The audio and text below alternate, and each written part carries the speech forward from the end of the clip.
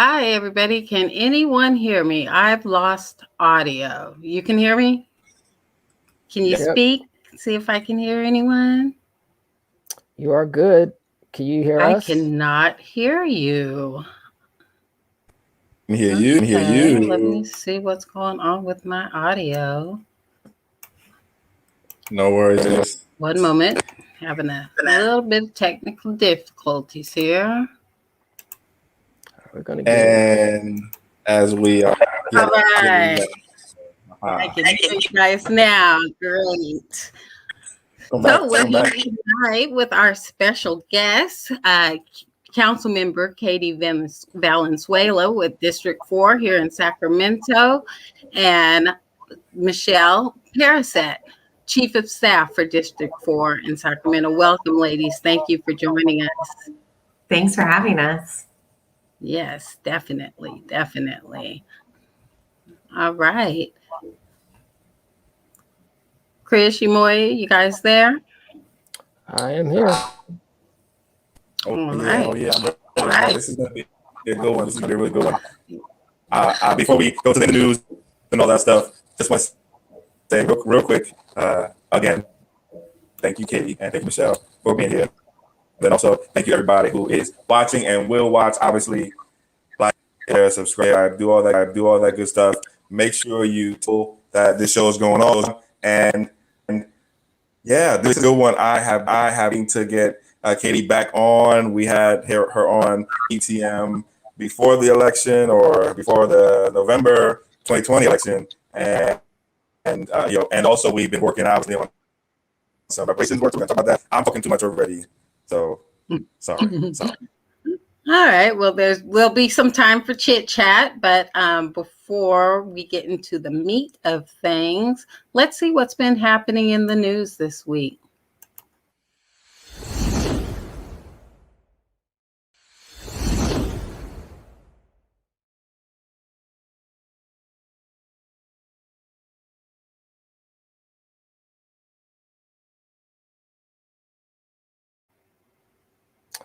All right. So it looks like in the news, there were more than 200 bodies found at an Indigenous school in Canada.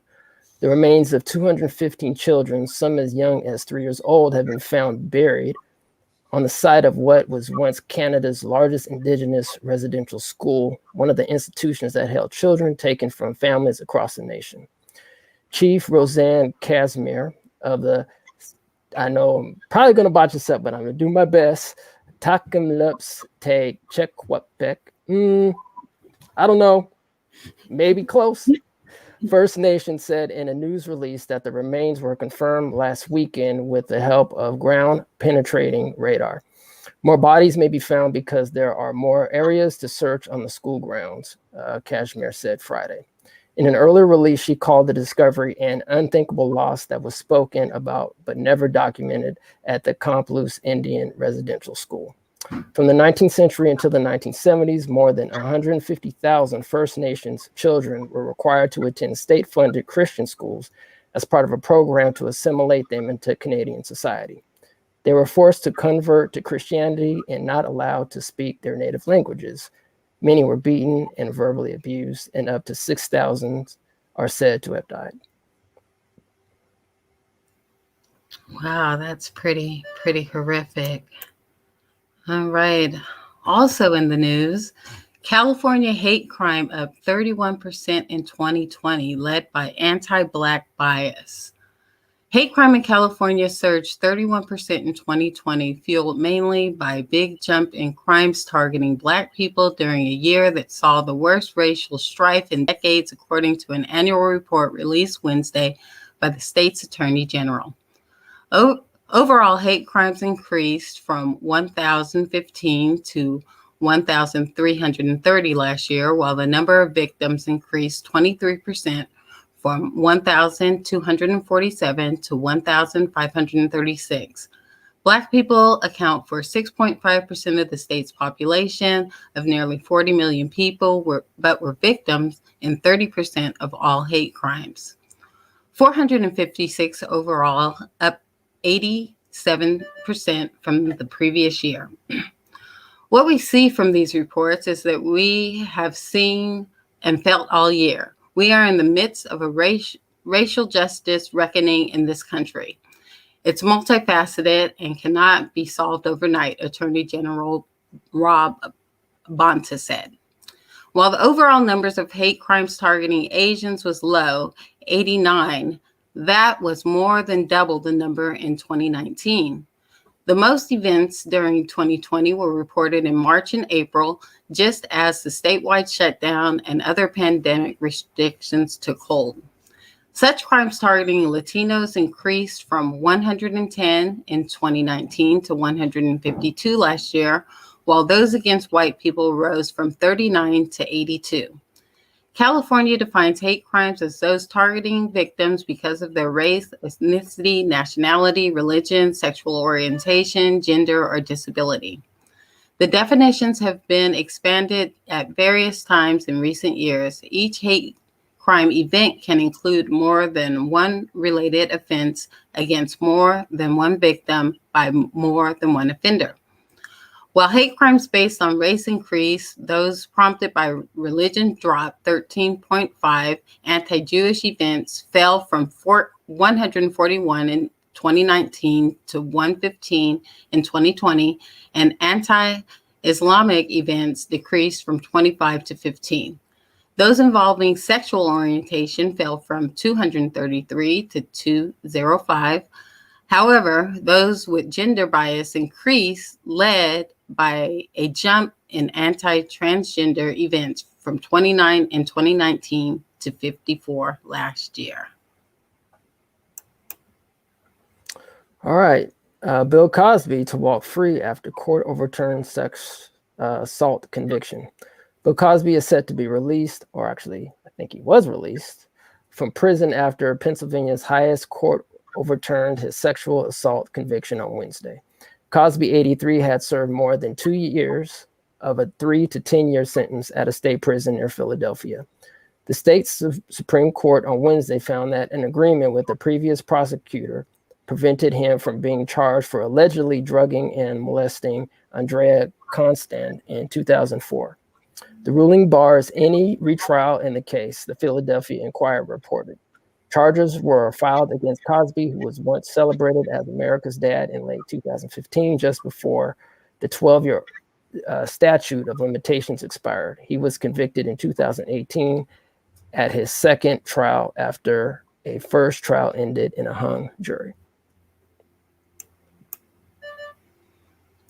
BET founder, reparations is an overdue wealth transfer to Black America. Vice recently ran an interview with BET founder Robert Johnson about reparations and the debt owed to the descendants of enslaved Africans. Johnson argued for a $14 trillion investment, not charity. Johnson also told Vice that he sees attempts at placating Black people in various programs and opportunities that provide some semblance of reparations without calling it such. In an interview with CNBC, Johnson said wealth transfer is what's needed. Johnson is not alone in arguing for a multi-trillion-dollar reparations package. In an op-ed for The Economist, Duke professor William Sandy Darity and A. Kristen Mullen argue that direct payments are a must for any reparations program. Darity and Mullen also correct the concept of slavery reparations. While the initial point of redress begins with the enslavement of Black people in America, the duo connects the dots from the institution of slavery through the systemic violence and disenfranchisement of the 100-year period post-slavery into the present with ongoing disparities. The starting point is the failure to provide Black Americans who were emerging from slavery with the land grants that they were promised, while whites received land grants 4 times as large, said Darity during a press conference on reparations in March.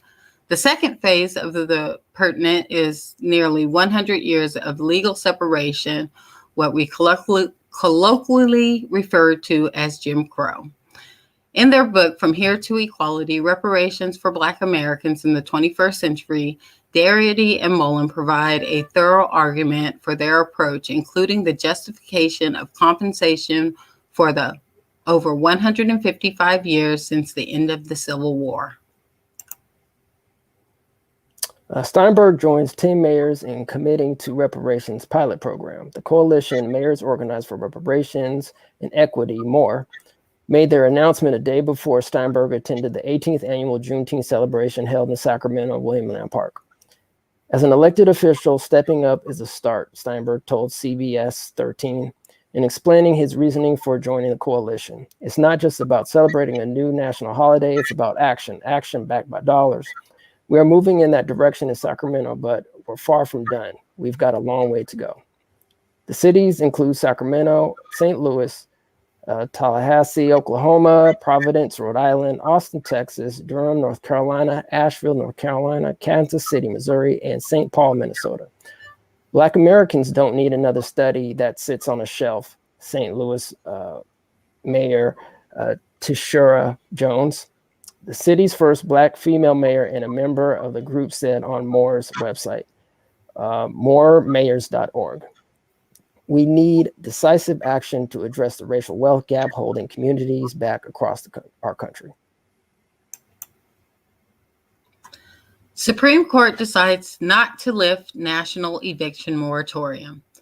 In a ruling Tuesday, the Supreme Court decided not to remove the national eviction moratorium, prohibiting landlords from evicting tenants who failed to keep up with the rent payments during the COVID economic downturn. The court declined an emergency appeal by landlords and real estate firms to allow evictions to resume after a federal judge in Washington, D.C. ruled in May to invalidate the moratorium. About 4.2 million Americans say it is very likely or somewhat likely that they will receive an eviction or foreclosure notice in the next 2 months, according to Census Bureau data. And that is in the news.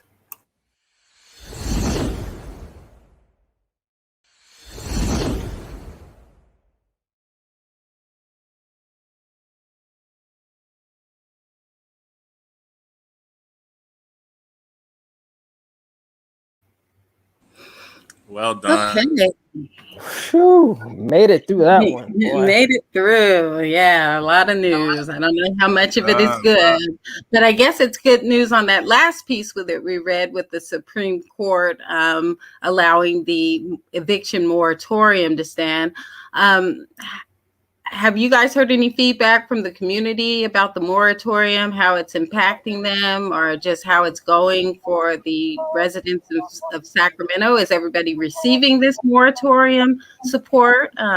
What have you been hearing from the residents in Sacramento? Well, unfortunately, a lot of folks are taking advantage of the moratorium, but it's not helping as many folks as it should. You know, you saw in the SACB a few weeks ago that 600 folks were locked out of their housing by the sheriff during the pandemic. That's the tip of the iceberg, as we know, because by the time you get to a sheriff lockout, a lot of folks have already moved on their own voluntarily. So without stronger local protections, unfortunately, we saw a lot more evictions in this pandemic than some of the neighboring areas. Even in the Bay Area, I think they saw a fraction of what we saw here in Sac. Really? And then also there's been a lot of federal funding, and I think Sacramento even matched some funding for rental assistance. I know SHRA and the Sarah 2 program are heading that up. I applied for it myself, but really haven't gotten any feedback on it. I'm wondering if other people are, benefiting from this program. So we have millions of dollars for folks to get rental assistance, to get assistance for back utility bills, but there is a backlog. The money isn't going out as quickly as we hope it would, and I think that the restrictions are too tight, right? So there, for example, if you've already moved out of the apartment that you owe the rent on, you don't qualify. And I think that we're missing a lot of people who need help, who might otherwise, really need it. So yeah, there's we just got $12 million more for this program, so there's plenty of money. But we're hearing, you know, like you, people who haven't been responded to yet, or people who never heard of the program at all, who actually qualify. So we need to do a lot more outreach with the community to make sure everyone who can get this money gets it. On Hey, mute. But are there any other resources, I'm wondering, that distressed rentals people should look into besides the local SHRA program? Anything on your radar out there that might expedite the process? Well, the state did extend the state eviction moratorium, recognizing that the money wasn't rolling out super quick. So nobody wants anyone to get evicted while there's still money for us to help them pay off that debt. So we do have stronger protections here in California than even the federal standard, as I understand it. But really, the SARA program it's not just millions of dollars. I mean, at one point it was over $100 million, if I remember correctly, total that we've put into that. So we've got right now just in utility debt, last I heard from SMED, $63 million in debt just from utility bills. And so we need to spend down that money, because part of what we want to argue for is more money. And the way we argue for more money is by showing the demand. And so we want to really work on the outreach as well as partnering with SHRA to make sure the information is getting out to folks in the community, which is why shows like this are important for us to get here and say, please apply for that money. It's still open. And if you have problems, you should reach out to folks like us, because we want to help you. So that's the suggestion, to reach out to your council member and let them know, hey, you know, this is going on. Is there anything that I can do? All right, perfect. And Chris, did you have something to say? Sounded like you were going to jump in there. Well, yeah, just really and away I think, Kim, you starting where you started, I think is right. And right, I see. Want to go back to the top here, the evictions, and just also talk about not were, and I would love to get some back from also Michelle also on this, right? Not only were folks who were housed evicted, there were unhoused folks who were being evicted as well during the pandemic, over and over and over and over again. And that's something that, you know, I know that a lot of folks here in Sacramento fought against, and you know did a lot of great work around. So the I guess the question in this is, one, do you have any feedback on also that particular thing also happening during the pandemic and then also happening now, and what are we going to do to stop that? Yeah, I'm gonna punt to Katie on this one, because she's really leading the homelessness work. So I'm happy to back her up, but really she's the leader here. So yeah. Yeah, and what you're talking about, Chris, is commonly referred to as sweeps, right? When folks are told, hey, you can't be here, you got to go, sometimes by law enforcement, sometimes losing belongings. And thankfully, I mean, I think for at least the last several months, that hasn't been the policy of the city of Sacramento. We're not supposed to be sweeping folks, not only because of the public health order, but because of case law. There was this case that we commonly talk to, the Boise case, that Sacramento was a party to before I came into council, that basically the judge said, you can't move people unless you've got a spot for them, unless they have a place they can go. You just moving people just moves people, right? I just watched a poor man near me. He got evicted from the UP tracks through town, moved in front of a business. They said, you can't be here. Moved in front of Blue Diamond. They said, you can't be here. And I'm watching this poor guy move his stuff. And now I just saw him the other day. He's in another area that I'm sure someone will come along next and tell him to move. So it's a real problem, because it was not only spreading more COVID, but it's really traumatic for the folks who experience it. And we really want to try to minimize that as much as possible. But the ultimate solution is what we have here in the district, with like safe grounds, safe camping spots, parking spots, places for folks to go, rather than just saying, hey, this spot doesn't work, because there are spots that aren't working really well for anybody right now. Having a spot we can take them to where they can get services and the support that they need, even the basic stuff, just like clean drinking water and bathroom access and food access, so that they can stay healthy and hopefully get on the path to getting housed. thanks for that, and thank you for obviously the work that you're doing around. I do want to bring up one other thing. There's some press recently, just in the last day or two, around a right to housing law. Something to back here in the city. I know. And Kim, I'm not sure if I'm still in one of your questions or not, but I'm going to still either of you about why that's important. Yeah, the mayor in his state of the city proposed two things. One would be a right to shelter, a right to housing, and the other would be a requirement for folks to accept the offer that's given to them in terms of housing. My position on all of this has been that the system is just so broken. We see people on the street who are clearly have mental illness challenges. We see families on the street. Right now, we're working with an encampment of senior citizens, if you can believe it or not, that we've come to know that live along the river. There's 70 of them. That's 70, that have been on this river camp for years, that we're trying to find a safe spot for them to go to because they need a safe spot to go. So there's so much need out there in the community, and there's just no place for us to send people. If someone's mentally ill and is up in the ER, they stay there for a few days, they just get kicked back out. Maybe they get arrested, they get kicked back out, sometimes worse than before they came in. And there is no pipeline available for folks to get into. And so I'm really supportive of the idea of a right to shelter, because I hope that it'll push us to really do the work to ensure those options, that whole spectrum of where do you go if you have a dog, where do you go if you have a partner, where do you go if you're LGBTQ, so that we actually have those options available to folks. The compulsory part always comes in because folks have this impression that people don't want help. And that's not been our experience on the street. And I'm not going to say that it's not 100% of the time. There are some folks you encounter for a lot of reasons who don't trust that the help is there or that it's real, or have been really traumatized by the system so far. But a lot of folks do want help. And so my thing has always been, let's actually make the help available to them and take care of those folks, even if it's only 60-70% of the folks. And then we can handle and address those folks who might still be left out there who need more care. Okay, and I Kim, read I'm that sorry. article. I was just going to say, I read that article as well. And it said something about there may be civic repercussions to not accepting the offer, but not criminal repercussions. Can you explain, the difference in what a civic repercussion could look like? Yeah, it's essentially the difference between like fines and penalties and potentially being arrested.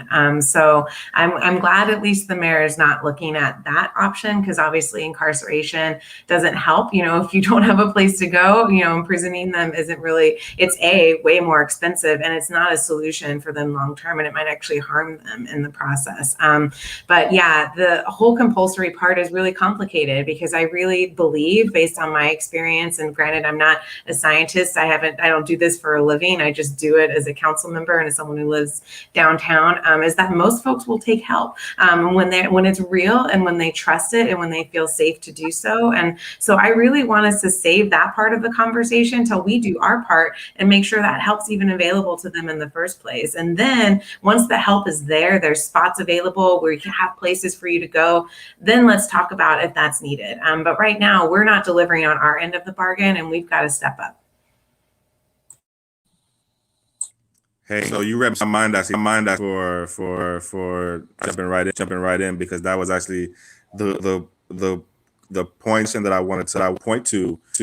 I just pieces here too. One, just to give run here, and I'll it's a lot, but I spent some time myself unhoused here in Sacramento, but in the city of New York, actually, where I'm from. And actually, a lot of people on the East Coast know that. A lot of people on the West Coast don't know that. So I know what it's like actually to be unhoused, and I know something that. And one thing that I always want to tell people who have power, that I want to tell you, Katie, is that and I'm sure you've heard this, but homelessness creates mental illness, right? So if you don't have a mental illness right now, right, you spend 6 months outside, right, you will have one, right? And so we want to, I think about just have that also, in our minds as we're working. I do want to come back to the particular point about different types of housing options that has been work considering and not just the big multi-person show, not just like many different types of housing options. Can you talk about just a couple of them, and then also which one are you most excited about? Which one is the most promising to you? Yeah, I think I talk a lot about like a lock, our key for every lock, right?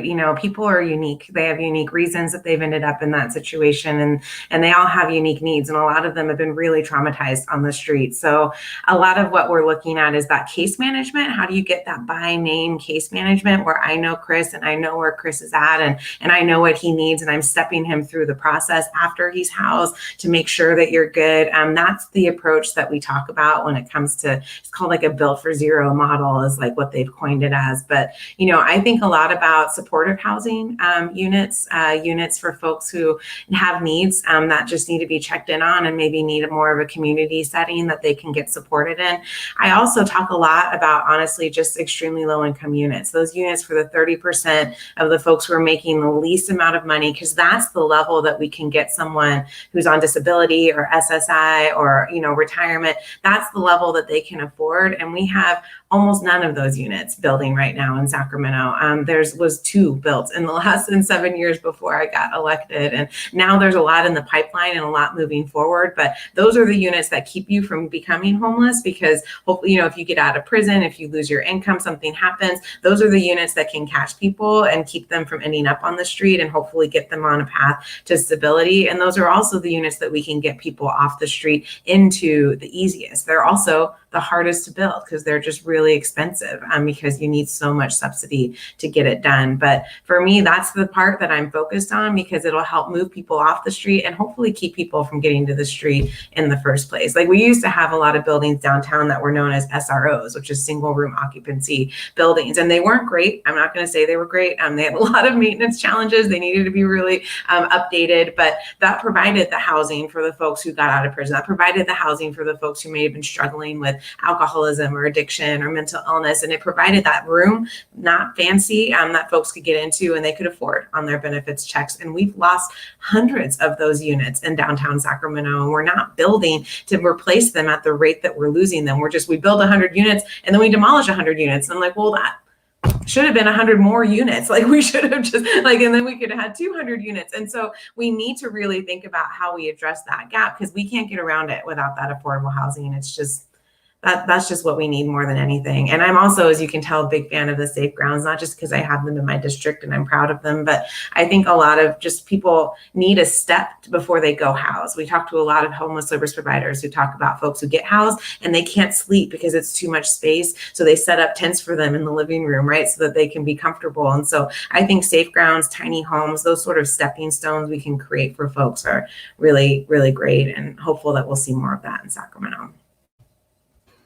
So speaking of affordable housing, and this question is for you, Michelle, surrounding rent control. I mean, even if people are in apartments, if the rent just keeps skyrocketing, at some point it becomes unsustainable. I know the city of Sacramento has done a lot of marketing around being this world-class city, and I kind of feel like it was putting the cart before the horse because a lot of the wages out here just don't pay what a world-class city would pay. So what we're seeing is a lot of transplants from the Bay Area that are, buying up a lot of the property, taking up a lot of the housing because they can afford it, whereas residents may not be able to. So could you talk about your work surrounding rent control measures and Measure C that you had on the ballot in 2020? Yeah. So everybody knows that the rent is too damn high. If you pay rent, you know this. And a lot of Sacramentans were being displaced. Low income renters get pushed out further and further from their jobs, from their social networks, from the people that they build community with. And we lose our neighbors. and we heard this story over and over as we were. I'm a community organizer by training, so we would hear all of these stories, and some groups got together, ACE, the DSA, the Democratic Socialists, some labor organizations, the Sacramento Housing Alliance, and others, to really hear what the community wanted. And we had several town halls, and we decided to move forward with a rent control initiative here in Sacramento. While that was happening, the state was also, I at the time was working at the state level on legislation called AB 1482, which ultimately became statewide anti-gouging. I won't call it rent control, but it's anti-gouging legislation with just cause eviction protections. So those two tracks were happening simultaneously, both in Sacramento and at the state level. Ultimately the state law passed. The city implemented a version of anti-gouging that mirrored significantly what the state did, but many of us felt like that wasn't enough because they pegged the rent increase at CPI plus 5, which means CPI, the Consumer Price Index, plus 5%. And that could still be as high as 10% annually of a rent increase. And I don't know about you, but my wages aren't going up 10% a year. Most people's aren't. And so we felt like we still needed the real rent control, and we gathered those signatures. We gathered, signatures from nearly 20% of every registered voter in Sacramento. And, we had some folks out in front of, grocery stores and things like that, but the vast majority of those signatures were gathered on people's doorsteps. So we go knock on the door, have an organizing conversation, hear people's experience. Everybody's got a story about being evicted or kicked out unjustly or having a huge rent increase or know someone who has. It's frankly, I think, a universal experience. And we gathered all those signatures and submitted them, and we wanted to see this much more protective measure on the ballot. What the city did and what the state did helps some people, but it doesn't help the lowest income tenants. And had we had passed Measure C, we would have had the strongest rent control in the state of California, which would have been, I think, a great example for what other cities can do. Cities on the coast, everyone thinks of as the places where rent control happens and the liberal places, right? But the Central Valley, Sacramento, rural places, we all need protections too. And so we fought to take it to the ballot. And the city sued me personally to try to keep that from happening, tried to force me to pull that the measure from the ballot, and I refused. And the court agreed with us and demanded that they put it on the ballot. And ultimately, we didn't win. We were outspent 15-1, and it's hard. I'm sure it'll happen again. I don't know where I'm going to find another $1 million+ to do that, but I have faith that Sacramento is a place where people fight for other people. They fight for what's right, and so I'm hopeful that we'll be able to bring it back at some point. Because obviously, even the protections we have aren't working. We read in the Sacramento Bee just a couple weeks ago that the rents in Sacramento are exceeding sometimes those in New York City, and that's wild. We have all of this new construction. Who's it for? It's not for low-income people. It's not even for middle-income people. There's studios for rent for thousands of dollars a month. Who can afford that? So we can't go on like this because everyone in this community is going to get displaced otherwise. We need real solutions, and we need real rent control. Well, thank you for that. So that's the price tag to get a measure on the ballot is around $1 million. That's good to know, you guys. Better start saving our pennies. Unless you get the city council to put it on the ballot for you, they can do it for free. Okay, good tip there. But yeah, you're right. It's definitely becoming unsustainable.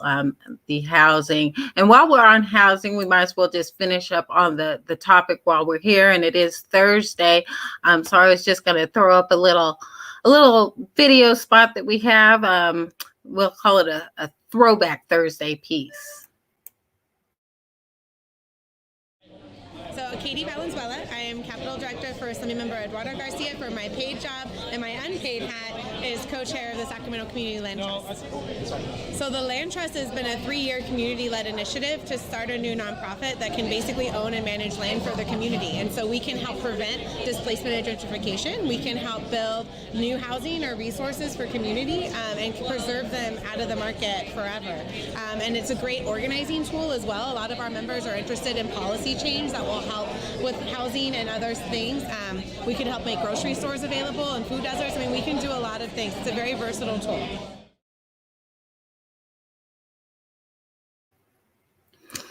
So I shot Where did you get that? I actually shot that video we were at the environmental town hall or meeting, and that was before you were even running for council member. So you are not new to this, you are true to this. Is the land trust still going on, and where are they at? Yeah, actually they are. New board members have come in. I separated out so I could try to help and make it build more. We actually just appropriated the first grant that was given by Department of Water Resources around Morrison Creek. So if you're not familiar, you know, Avondale Glen Elder, historically Black neighborhood, one of the first places Black GIs could use benefits to buy houses. They've been trying to do this creek project because there's no safe place for the kids to walk that would connect the schools and the community center and the middle school and create this great asset. But the concern is that obviously once that's done, since all the marijuana cultivation is happening on Power Inn, is that it'll start rapidly gentrifying the neighborhood. So the Land Trust has come in to work with the community to help make sure their voices stay centered as the city finishes the plan for the creek, but also to make a community plan and to try to identify a strategy to prevent gentrification from really happening in that neighborhood at the level we're seeing it happen in places like Oak Park and other neighborhoods in Sac. So it's a real opportunity to create a new model for how we do these projects. And I'm so proud of them and can't wait to see it happen. I'm kind of jealous that I'm not on the board anymore because I want to go help, but I'm trying not to. Yeah, but I'm sure you're still, a great help from the outside. Sometimes you can do more to help from the outside, especially in the position that you're in now. So speaking of gentrification, I wanted to talk to you a little bit about Aggie Square, the Aggie Square project that's happening. For our audience that's not aware of the Aggie Square project, Aggie Square is a $1.1 billion proposed project located at Stockton Boulevard and 2nd Avenue in Sacramento, mostly on property owned by UC Davis. It would expand the university's Sacramento campus, creating a state-of-the-art hub for research, innovation, and education. The Sacramento City Council is scheduled, this is an older article, of course, all this has happened, but the Sacramento City Council is scheduled to vote April 6th on a groundbreaking Community Benefits Partnership Agreement, CBPA, to ensure the Aggie Square project on the UC Davis Sacramento campus not only boosts the economy of the region, but also provides meaningful access to jobs, affordable housing, and other benefits for residents of the surrounding neighborhood. The proposed agreement between the city, UC Davis, Wexford Science and Technology includes inclusive economic development measures that reflect community priorities, including creation of an affordable housing fund with a minimum of $50 million for the Stockton Boulevard corridor, prioritizing local residents for entry-level and higher wage jobs and providing training pathways to those jobs, and improving biking, walking, and transit access around UC Davis Sacramento campus on Stockton Boulevard. Beyond these commitments, an ongoing Aggie Square Community Partnership and Fund will also be established, creating additional opportunities for community partnership, participation, and partner accountability. On April 6th, the council will also review the financing documents for the Enhanced Infrastructure Financing District for the project and the preliminary business term sheet for reimbursement of $30 million in infrastructure costs from EIFD proceeds generated by the project. Okay, so it sounds like a lot is going on with the Aggie Square project. And of course, when these big projects with big funding come into the neighborhood, people get nervous thinking that, they're going to be pushed out, even though reading that, it says that it's going to help the community. Well, I was a no vote on this project, and so I will explain a little bit why. And I have to first give credit to Sacramento Investment Without Displacement, a coalition of community groups that banded together to fight for a lot of the benefits you saw on that sheet. Not saying none of it would have happened without them, but they got a lot of that stuff in there and set a precedent for community benefits really for all projects in the future. But we all know what's happening in Oak Park. We know it's been happening. It's been happening for years. And a lot of that housing money isn't going to come into place for years. So imagine the rate of displacement that's happening in Oak Park and what's going to happen in the next 3, 4, 5 years before any real investment comes down to help with that displacement concern. And the real question comes back to all these benefits are for who? Because if those folks are gone, and I mean, we can put all the local hire in there we want, we can put all the, new projects and fancy community benefits in there that we want. But if the people who were living there are gone, who is benefiting from that project is really the key concern that I had. We were also given the community benefits agreement during the meeting. So we didn't get a chance to read anything. Nothing was written down. They were just verbally going down this checklist. And I couldn't vote for that, not knowing what that actually meant. And there was a lot of other stuff going on as well. But these big projects, they do create a lot of jobs, no denying it. It's a big, exciting project. It's new technology. It's something really cool coming to our region. But we have to be thoughtful about those benefits. And we have to be thoughtful about the impact these projects have to move forward on a project like this without doing anything to try to prevent the immediate displacement that is already happening is irresponsible, in my opinion, and something that with tools like a community land trust and all that we know from other jurisdictions, we know how to keep people in their homes, and not doing it just felt like willful ignorance. So is anything being done to keep people in their homes, or are we just moving forward? It sounds like there may be a little bit of a lag or too little, too late scenario for the people that are going to be displaced. If I could, I live on 12th Avenue, so just 10 blocks away. I'm blessed. I own my home, and my property value is skyrocketing. So there's a couple problems here, right? There's the renters who are going to be displaced because, I think it's projected almost 5,000 people are going to be in the new Aggie Square between students and employees. And those folks are going to want to live near where they work, which is going to drive up the cost of rent. And for homeowners, it's going to create a lot of pressure to sell. So folks who have owned homes in Oak Park and Tahoe Park, there's going to be a lot of pressure for them to sell and move. And so, I'm also on the board of the Tahoe Park Neighborhood Association. And there's a lot of discussion about what does that mean for who's left here in 5 years, in 10 years. I think these neighborhoods will be remade. And that's not a good thing, in my opinion.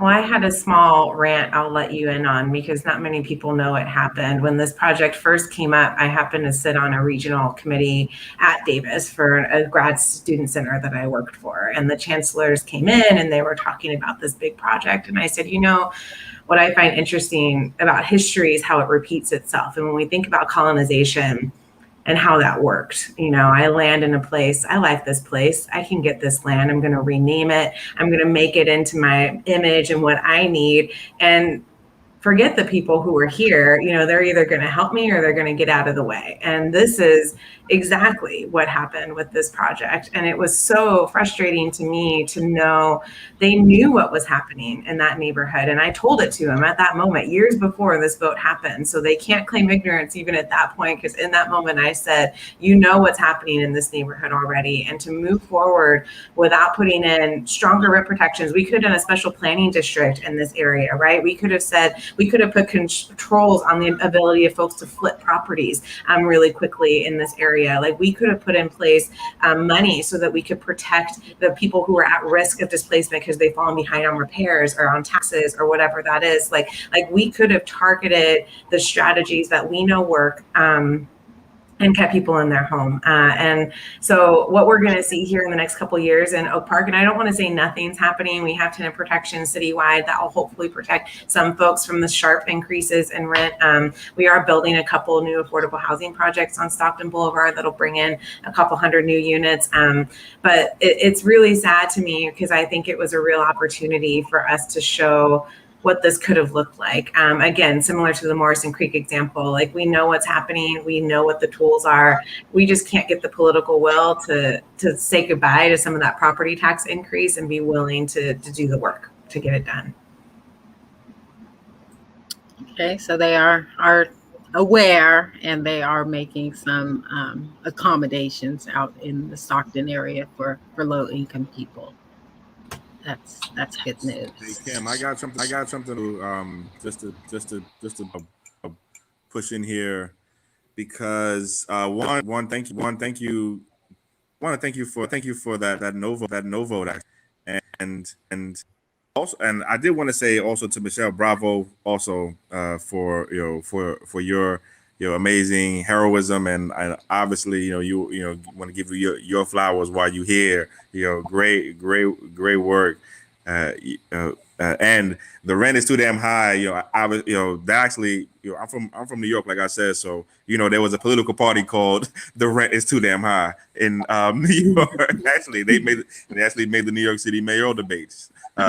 So pretty cool. So, Katie, thank you for the no vote on Aggie Square. So we are our advocacy work, right, and our political education work is focused on Black folks, right?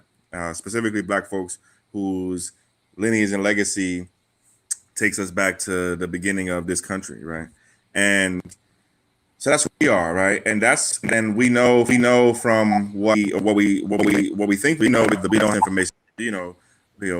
We expect almost half of all folks who are unhoused in some way to be of our same lineage and heritage, okay? And that's also close to almost half, of our unhoused families also, right? We know there are children outside here in the city of Sacramento, right? Children, I've seen them myself. I've seen children as young as 8 years old outside sleeping in camps by the river, up there, up all the way up 16th Street, right? So this is something that is really serious here. The kind of displacement that I think Aggie Square is potentially bringing is, I think, really serious, right? And I think you were pointing to it, Katie. In terms of the agreement specifically, I had just one piece that I wanted to bring to your attention that I found problematic and something that was a concern for me, and that was, as it relates to, and specifically Black-owned business. I also run Sac Black Biz, right, which is Sacramento County's largest database of Black-owned businesses, right? So that's all we do all day is talk to Black business owners here, and not only gentrification also impacts businesses too. And I think we want to think about that, right? And Black-owned businesses are the first to get hit and the hardest to get hit. And in the benefits agreement, there, I think there was a big hole there. And so I thought I was going to get to a question here, so let me get to it. Right. The question is, the question is one.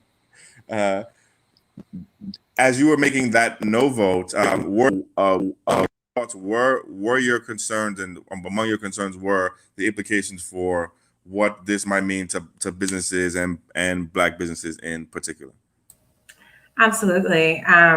Absolutely. I spent a lot of time when we started the land trust, we spent a lot of time in Oak Park canvassing, trying to talk to folks, getting folks in. That's part of our biggest membership in the land trust, actually, was from 95817. I mean, when we opened up membership, it was just this flood of folks from the neighborhood who were like, let's talk about it. And one of the presentations we did really did focus on the businesses. It focused on the barber shops that were gone, the restaurants that were gone, that were replaced by things like, what is it, the hydrotherapy thing where you get in the tub and it's like the sensory, they take away the senses and you float for $85 an hour. And I'm just like, that was a soul food restaurant before that went in there. I mean, it was just so sad how textbook it was, because I think there's something to be said for cultural displacement, and for feeling comfortable in your own neighborhood and having to share in that economic prosperity. And that happens first, I think, sometimes in displacement and gentrifying situations, where you start to see those businesses go away because they can't compete, or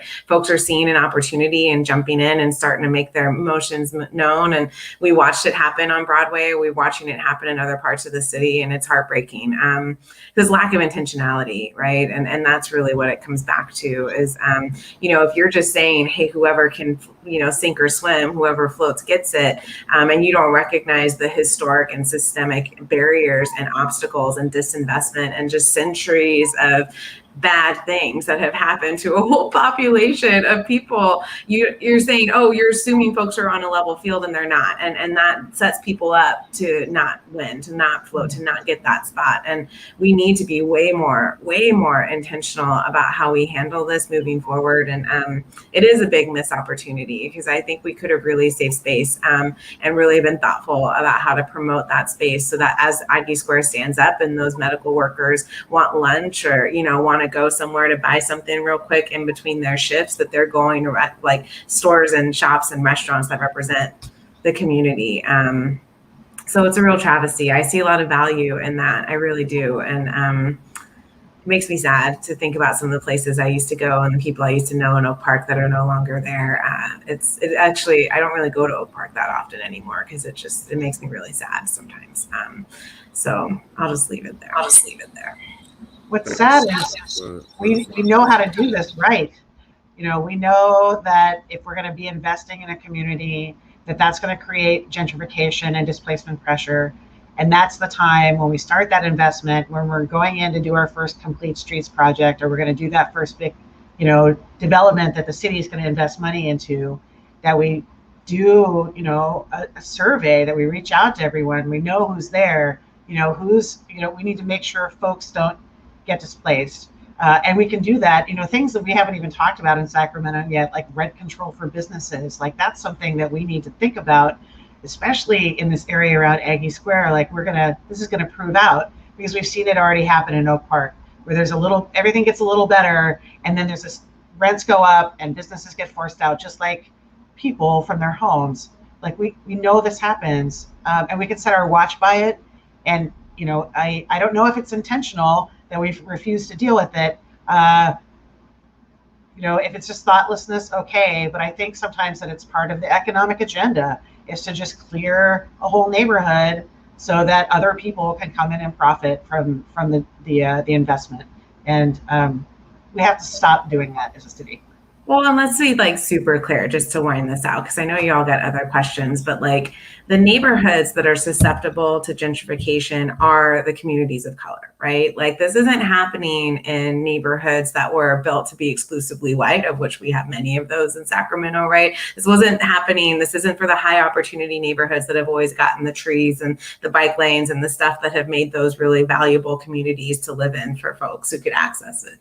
This is happening in communities of color. We know where the risk is, because we know the neighborhoods that we have disinvested in. We know the neighborhoods where folks are vulnerable to this. And so I will say, and I take this very seriously, that I don't think it's ignorance. I do think it's deliberate. And that's what was so heartbreaking about what happened around Aggie Square is we knew exactly what was going to happen. And after all those months of negotiations, when I asked about anti-displacement measures and heard a plan for money in the future, I thought, whoa, okay, so just going to keep rolling down this track until someone tells us to stop. And I hoped that my no vote would mean more. It always feels sad to me when I'm like one of one or one of two, but I at least want the community to know that there was one person up there, even if I'm the only one, who saw this for what it was and did what I could, and will continue to do what I can to stop it and to try to rein it back in and reverse that course as hard as we can.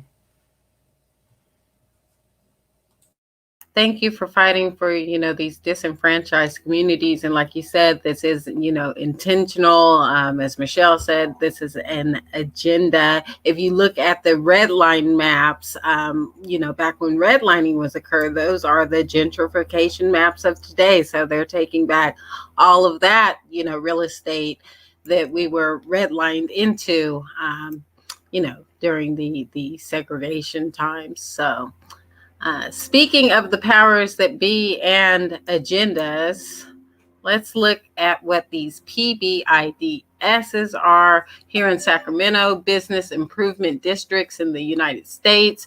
Business Improvement Districts, BIDs, also known as Local Improvement Districts, LIDs, are special districts within a city that are overseen by nonprofit entity. In the United States, BIDs are typically funded by an additional tax assessment, with the tax increase going towards improvements of the area. BIDs have been used in nearly 1,000 major cities and small towns throughout the United States, including most U.S. cities that have multiple BIDs. New York City alone has 76 BIDs. Property and Business Improvement Districts, Sacramento City.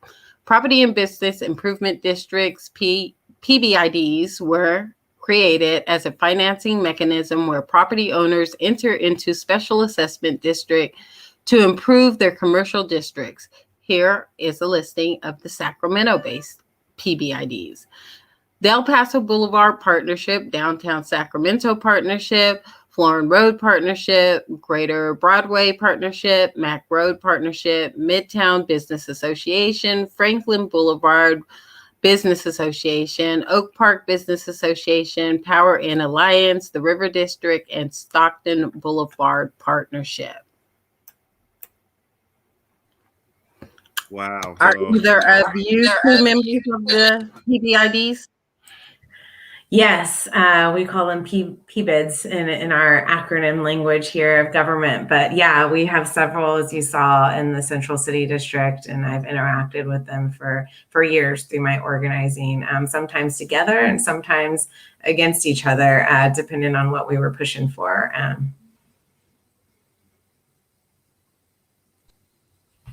Yeah, I've got this. So, and thanks, Kim. I was actually gonna ask question two. So check that off the list.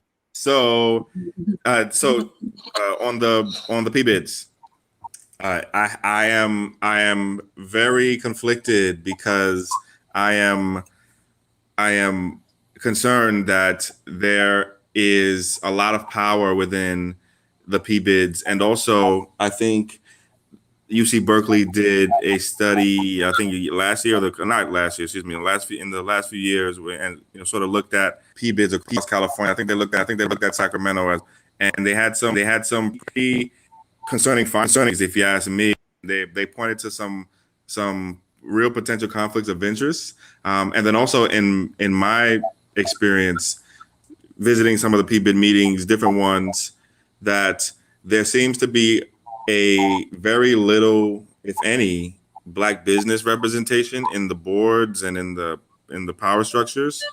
And I know there's Black businesses in all around Sacramento. So one, the question here is, one, what do you think about those concerns first? Two, do you agree with those concerns? And and let me start there and we can end there. Yeah, yes, I've heard these concerns. I have these concerns. Part of my role as a council member means that I sit on a couple of these PBIDs for my district, so the Downtown Partnership and the Midtown Business Association, and there is a striking lack of diversity. And I think it really comes down to these are property owners. owners. And so not all of the Black businesses that we know and love in our city own their properties. Sometimes they're renting their buildings. And so what you end up with on these boards are a lot of folks who own property, a lot of landlord type folks, right? Developer type folks who've built these buildings and sometimes still own them and sometimes lease them out to other folks. But I do know that some of these groups are working really hard they're doing the diversity trainings, they're doing the bias trainings, they're trying to do that work. But in the end, there's a power structure there that's implicit in the way they're structured. And it's real unfortunate because I think they lose out on a lot of great wisdom. Because like you said, I'm torn too sometimes. There's great things that happen with PBIDs. They put out trash cans on the streets. They help improve parks. They host, different events in the community. They can help sponsor community groups and cool stuff happening. Concerts in the park is a PBID event. Some of these things that happen, the farmers markets at Cesar Chavez and the Capitol Mall, those are sponsored by the PBIDs. And so it's there's good things that come from these groups, but there is a power that's there, and the agenda isn't always aligned with the people who live in those communities. Like they notoriously oppose things like rent control, right? They notoriously oppose things that would really limit their ability to still own and acquire property and charge the rents that they want to charge. And so it can be a really tense spot. I think the biggest area of tension is also definitely regarding our folks who are unhoused. There's like a lot of folks, they just want them to go away. They want to pass ordinances that say you can't be here. And rather than do the work of actually finding a place for those folks to go and trying to figure this out. And I don't want to paint a super broad brush because there are members of these boards who I think would agree and are trying to voice those concerns or find opportunities to advocate. But the majority direction is notoriously not always friendly to some of these more social issues. And that's hard because I see a real shared agenda there. What's good for the people who are on the street, what's good for the residents that live around these businesses should be good for those businesses as well. I don't see those fates as different, but a lot of times when you look at the agenda and what we're pushing for, it is different. And it's hard to think about how we cross that divide. Thank you. And we're gonna wrap this up here because I know where the production is so that they don't even have to tell me. They tell look at me. So one last thing on the people that we could go. So there were a couple of things I wanted to point to just to maybe put on our shared table here. And feel free to respond to them. One is you just talked about the connection to the unhoused policy, right? And from my experience visiting with some of these PBIDs, there is a very strong connection to law enforcement, right? And it feels like almost sometimes an extension of law enforcement. And also I know that a lot of the PBIDs have also their own security act as of law and so point to that and just sort of highlight that. And then lastly, the mix of business power and political power, right? So on these boards are you just mentioned it, right? Like the big developers and the property owners, right? The big businesses, right? And then you got elected officials also. And then you have, in some cases, media outlets, right? And sports, venues, right? And teams, right? And things like that. And you have all this together, all this power. It's really like if we were it's like a movie almost, right? It's like what we think is going on. It's right there, right? So I just want to point to that, as something that, I think we want to come back to at some point, and in our mind and think about how we get to the kind of, just good society that we all want to get to, right? I'm trying to go there.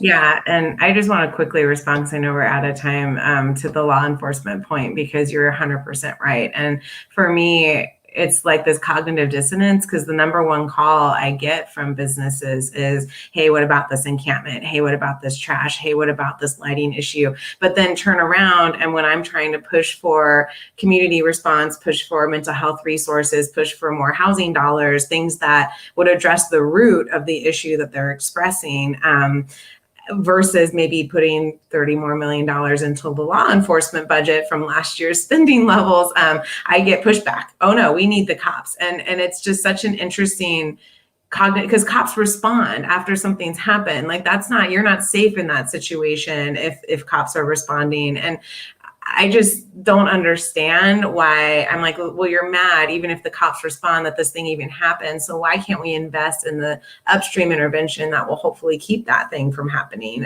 Give that person who's unhoused a place to go, put in the trash can or lighting or bike lane infrastructure that's going to help improve the feeling of safety on a street. That, to me, is what safety really is about. And that's the sort of community that I want to go to and be a tourist in, and go and patronize the businesses in.